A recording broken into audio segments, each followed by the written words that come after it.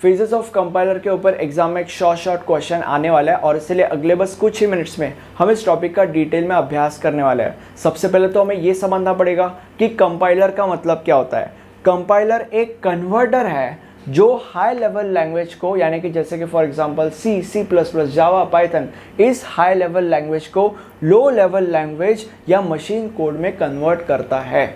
अब होता क्या है कि ये जो हाई लेवल लैंग्वेज है ये हमें समझ में आती है और इसीलिए हम इस हाई लेवल लैंग्वेज में कोड कर पाते हैं। फॉर एग्जांपल हम C में कोड कर पाते हैं, हम C++ में इजीली कोड कर पाते हैं, हम जावा, पाइथन में इजीली कोड कर पाते हैं क्योंकि ये लैंग्वेजेस हमें समझ में आती है। बट प्रॉब्लम ये है कि ये लैंग्वेजेस हमें समझ में आती है बट कंप्यूटर को थोड़ी ना ये लैंग्वेजेस समझ में आती है। कंप्यूटर को तो लो लेवल लैंग्वेज समझ में आती है या कंप्यूटर को तो मशीन कोड समझ में आता है, राइट। तो ऐसा कोई कन्वर्टर होना चाहिए या ऐसा कोई ट्रांसलेटर होना चाहिए जो हाई लेवल लैंग्वेज में लिखा गया कोड मशीन कोड में कन्वर्ट कर पाए। जिससे क्या होगा, जिससे हमने हाई लेवल लैंग्वेज में लिखा हुआ कोड मशीन कोड में कन्वर्ट हो एंड फाइनली वो कोड कंप्यूटर को समझ में आए एंड कंप्यूटर उसको एग्जीक्यूट करे एंड फाइनली जो भी हमने लिखा है हमें उसका आउटपुट मिले।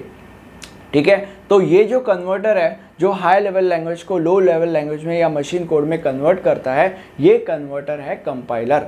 ओके, अब फेजेस ऑफ कंपाइलर क्या होता है। जब हाई लेवल लैंग्वेज को लो लेवल लैंग्वेज में या मशीन कोड में कन्वर्ट किया जाता है तो ये जो हाई लेवल लैंग्वेज में जो हम कोड लिखते हैं उस कोड को इन फेजेस से होकर गुजरना पड़ता है एंड फाइनली वो आखिरी में मशीन कोड में कन्वर्ट होकर बाहर निकलता है। तो इन फेजेस को फेजेस ऑफ कंपाइलर कहा जाता है। ठीक है, अब हम एक एक करके इन फेजेस का अभ्यास करते हैं। अब हम क्या करने वाले हैं, हम एक एग्जाम्पल लेंगे और वो एग्जाम्पल इन सारे के सारे फेजेस के थ्रू होकर गुजरेगा, जिससे दो चीज़ें होगी। सबसे पहली चीज़ आप ये समझोगे कि हर एक फेज ऑफ कंपाइलर करता क्या है, उसके अंदर होता क्या है, और दूसरी चीज़ जो होगी वो ये है कि एग्जाम के अंदर इस टॉपिक के ऊपर एक न्यूमेरिकल क्वेश्चन भी आता है जो कि बहुत ज़्यादा डिफिकल्ट होता है बट शॉर्ट होता है। तो आप उस न्यूमेरिकल क्वेश्चन को आंसर करने के काबिल बन जाओगे। अब वैसे तो मैं इस टॉपिक के ऊपर और एक वीडियो बनाने वाला हूँ और नोट्स में भी मैंने एग्जांपल्स कवर करके रखे हैं, बट ये सारी चीज़ें यहाँ पे करके मैं आपको और ज़्यादा स्ट्रॉन्ग बनाना चाहता हूँ। ठीक है, अब आपको इमेजिन करना है कि ये जो एग्जाम्पल है ये हाई लेवल लैंग्वेज में लिखा गया एक कोड है। अब सबसे पहले ये जो एग्जाम्पल है ये लेक्सिकल एनालाइजर इस फेज में जाएगा। अब लेक्सिकल एनालाइजर के अंदर टोटल 3 चीज़ें होती है। सबसे पहली चीज़, जो भी इनपुट है उसको ब्रेक करके कन्वर्ट किया जाता है इनटू मल्टीपल टोकन्स। अब ये टोकन्स का मतलब क्या होता है। टोकन मतलब सबसे बेसिक एंटिटी जिसका कोई मीनिंग है। फॉर एग्जाम्पल एरिथमेटिक ऑपरेटर यानी कि प्लस, या लाइक फॉर एग्जाम्पल प्लस, अभी प्लस का एक मीनिंग है तो टोकन का मतलब ये होता है। तो बेसिकली यहाँ पे हमने क्या किया, जो भी इनपुट है उसको ब्रेक करके हमने कन्वर्ट किया इनटू मल्टीपल टोकन्स, या आप इसको ऐसे भी कह सकते हो कि इनपुट को ब्रेक करके हमने टोकन्स असाइन किए। ठीक है, तो अभी यहाँ पे क्या हो रहा है, इनपुट को हमने ब्रेक करके इनटू मल्टीपल टोकन्स कन्वर्ट किया। अब ये जो पोजीशन है वो क्या है, वो एक आइडेंटिफायर है, इसको हम ID1 बोलेंगे। जो इज इक्वल टू है वो क्या है, वो एक असाइनमेंट ऑपरेटर है। जो इनिशियल है वो क्या है, वो एक आइडेंटिफायर है। अब ID1 हो चुका है इसलिए इसको हम ID2 बोलेंगे। देन जो एडिशन है वो एक एरिथमेटिक ऑपरेटर है। देन उसके बाद जो रेट है वो आइडेंटिफायर है, मतलब वो एक आइडेंटिफायर है। ID1 और ID2 हो चुका है इसलिए इसको हम ID3 बोलेंगे। एंड जो मल्टीप्लिकेशन है वो एक एरिथमेटिक ऑपरेटर है एंड जो 60 है वो एक नंबर है। ठीक है, अब ये पहली चीज़ होती है लेक्सिकल एनालाइजर के अंदर। दूसरी चीज़ जो लेक्सिकल एनालाइजर में होती है वो है सिंबल टेबल बनाया जाता है। सिंबल टेबल में क्या होता है, सिंबल टेबल के अंदर इसके अंदर के जो भी आइडेंटिफायर्स हैं उनकी एंट्री होती है और उन आइडेंटिफायर्स के साथ उन आइडेंटिफायर्स के कुछ एट्रीब्यूट्स को भी उस सिंबल टेबल में एंटर कराया जाता है। अब ये एट्रीब्यूट्स का मतलब क्या होता है, एट्रीब्यूट्स का मतलब आइडेंटिफायर के बारे में कुछ बेसिक इन्फॉर्मेशन, जैसे कि फॉर एग्जांपल उनका टाइप क्या है। ओके, तो दूसरी चीज़ में ये होता है, सिंबल टेबल बनाया जाता है और उसके अंदर आइडेंटिफायर्स की एंट्री होती है और उनके कुछ एट्रीब्यूट्स भी सिंबल टेबल के अंदर एंटर कराया जाता है। अब तीसरी चीज़ जो लेक्सिकल एनालाइजर में होती है विच इज़, जो भी इनपुट है उसके अंदर के जितने भी एक्स्ट्रा चीज़ है जैसे कि फॉर एग्जांपल स्पेस या कमेंट्स, इन सारे के सारे एक्स्ट्रा चीज़ों को हटाया जाता है। ओके, एंड फाइनली जो भी अब यहाँ पे जो भी हमने एग्जाम्पल लिया है उस एग्जाम्पल को अगर हमने लेक्सिकल एनालाइजर इस फेज में डाला तो वो इसमें कन्वर्ट होके बाहर आएगा।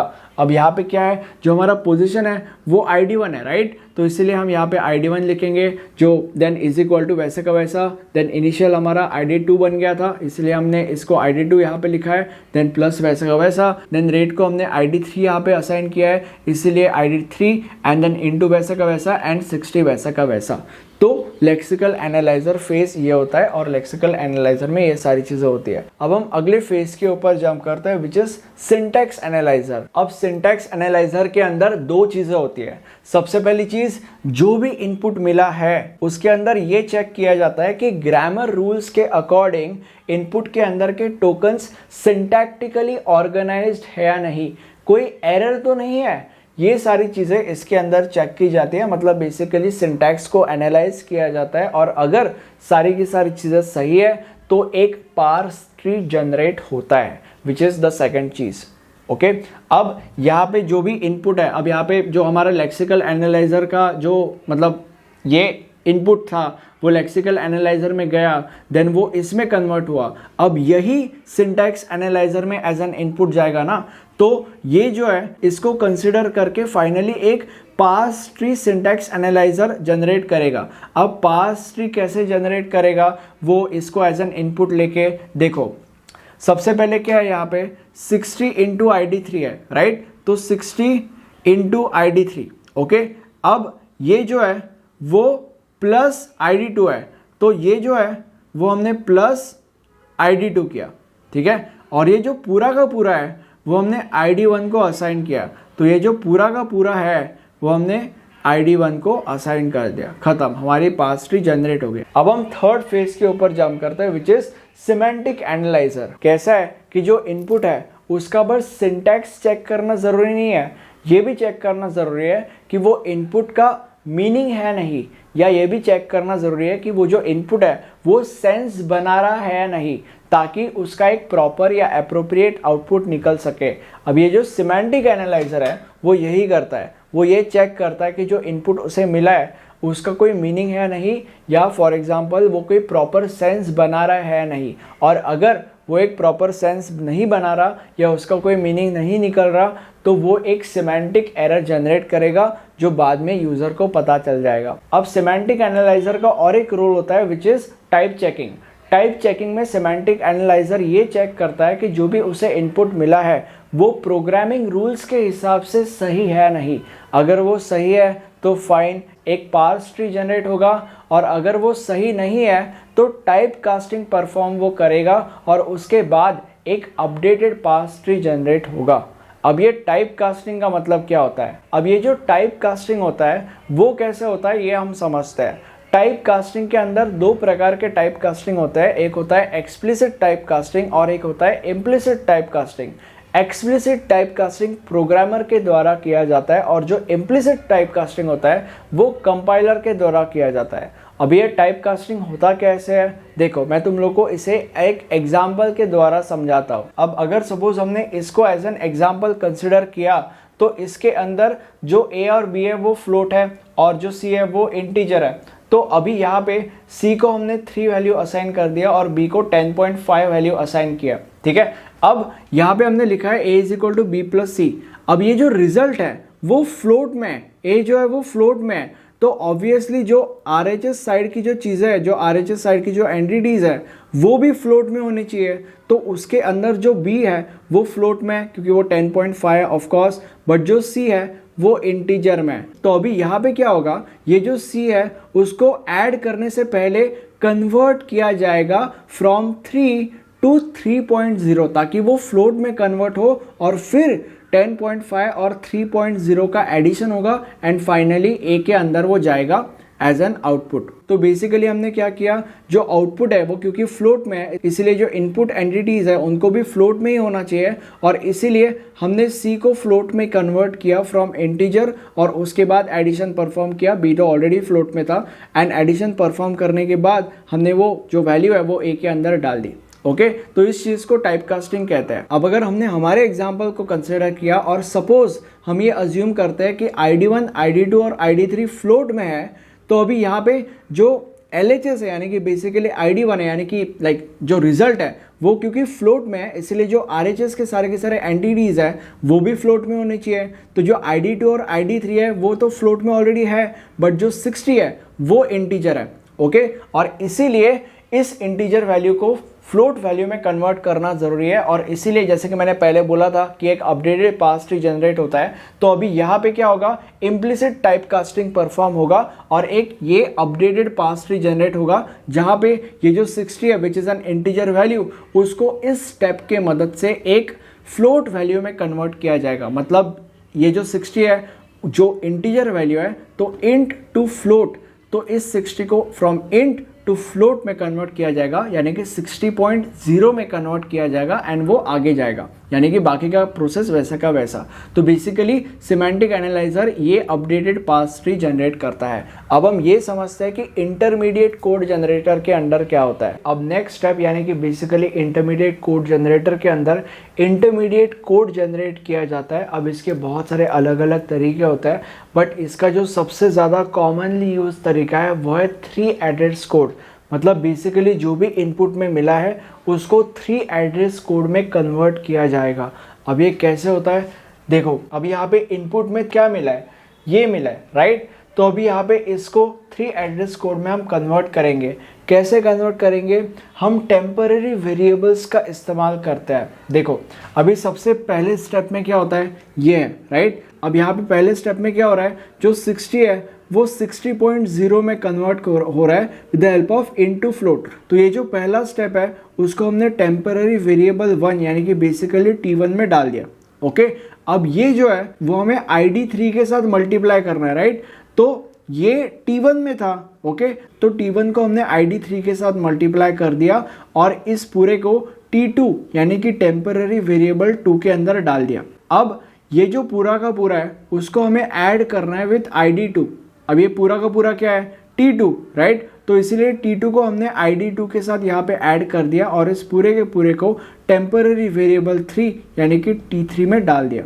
एंड आखिरी में क्या हो रहा है, ये जो पूरा का पूरा है यानी कि बेसिकली T3 वो हम ID1 को असाइन कर रहे हैं। तो ये जो पूरा का पूरा है यानी कि बेसिकली T3 यहाँ पे आखिरी के स्टेप में उसको हमने ID1 को असाइन कर दिया है। अब हम ये समझते हैं कि नेक्स्ट फेज यानी कि कोड ऑप्टिमाइजर क्या करता है या उसके अंदर क्या होता है। अब कोड ऑप्टिमाइजर इस फेज के अंदर क्या होता है, जो भी इनपुट उसको प्रीवियस फेज से मिला है यानी कि बेसिकली जो भी इनपुट उसको इंटरमीडिएट कोड जनरेटर से मिला है उस इनपुट कोड को और ज़्यादा ऑप्टिमाइज किया जाएगा। इससे क्या होगा, इससे एक बेटर परफॉर्मेंस अचीव होगा in terms of time, space and memory. अब कोड ऑप्टिमाइजर जब कोड को ऑप्टिमाइज करता है वो हमेशा इस बात का ध्यान रखता है कि जो भी कोड को वो ऑप्टिमाइज कर रहा है वो कोड ऑप्टिमाइज होने के बाद भी उसका मीनिंग नहीं चेंज होना चाहिए, उसका मीनिंग हमेशा वही का वही होना चाहिए। इस बात का हमेशा ध्यान रखा जाता है। अब कोड को ऑप्टिमाइज करने का एक बहुत अच्छा तरीका which is reduce the number of temporary variables. अब ये कैसे होता है, अब यहाँ पे हमारे इस केस में क्या होगा, देखो इस कोड को हमें ऑप्टिमाइज करना है।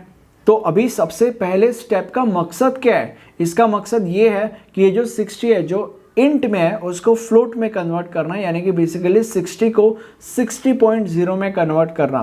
तो बेसिकली हमारे पहले स्टेप में हमने क्या किया है, हमारे पहले स्टेप में यानी कि बेसिकली इसके अंदर हमने लाइक ये सब चीज़ें करने के अलावा मतलब इसके जगह पे इसका जो मकसद है वो 60 को 60.0 कन्वर्ट करना है। तो हमने डायरेक्टली T1 के जगह पे 60.0 ही लिख दिया, जिससे क्या हुआ, जिससे हमें ये सब नहीं करना पड़ा। ओके, तो डायरेक्टली यहाँ पे 60.0 लिख दिया इनटू ID3 एंड यहाँ पे ये जो भी है इसको हमने टेम्पररी वेरिएबल 1 में डाल दिया। ओके, एंड अगले स्टेप में क्या किया, अगले स्टेप में यहाँ पे जो T2 है वो ID2 के साथ ऐड हुआ है राइट। तो अभी यहाँ पे जो T2 है यहाँ पे हमारा वो T1 है, तो T1 हमने ID2 के साथ ऐड किया, दैट्स फाइन। एंड जो T3 है वो ID1 है, तो यहाँ पे डायरेक्टली हमने ID1 लिख दिया। ओके, तो मतलब बेसिकली इसको हमने ऑप्टिमाइज किया टू दिस। एंड अब यहाँ पे तुम डिफरेंस देख सकते हो, यहाँ पे 4 लाइन ऑफ कोड्स हमें लग रहे थे और यहाँ पे हमें बस 2 ही लाइन ऑफ कोड्स लग रहे हैं। तो यहाँ पे हमने कोड को ऑप्टिमाइज कर दिया।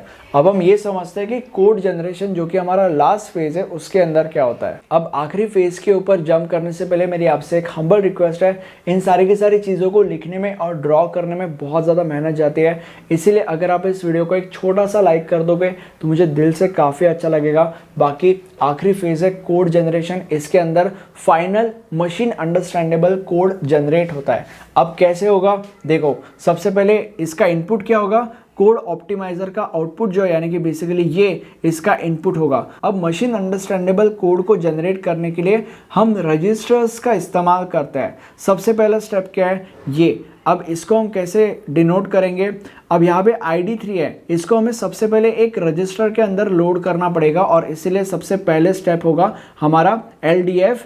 यहाँ पे हमने ID3 को R2 इस रजिस्टर के अंदर लोड कर दिया है। देन अगला स्टेप क्या है, इसको हमें इसके साथ मल्टीप्लाई करना है, मतलब बेसिकली 60.0 को ID3 यानी कि बेसिकली R2 के साथ मल्टीप्लाई करना है। इसीलिए अगले स्टेप में MULF जो हमारा R2 है उसको हमने 60.0 के साथ मल्टीप्लाई कर दिया है। और ये F क्या है, F का मतलब है फ्लोट, सारी की सारी चीज़ें हमारी फ्लोट में है और इसलिए यहाँ पे F आपको हर जगह पे दिखेगा। और इसमें और एक चीज़ आपको समझने की ज़रूरत है कि मल्टीप्लिकेशन के बाद जो रिजल्ट है वो R2 में स्टोर हो चुका है, ठीक है। मतलब जो यहाँ का T1 है वो यहाँ का R2 है, समझ लो। मतलब basically you can say T1 is equal to R2, okay.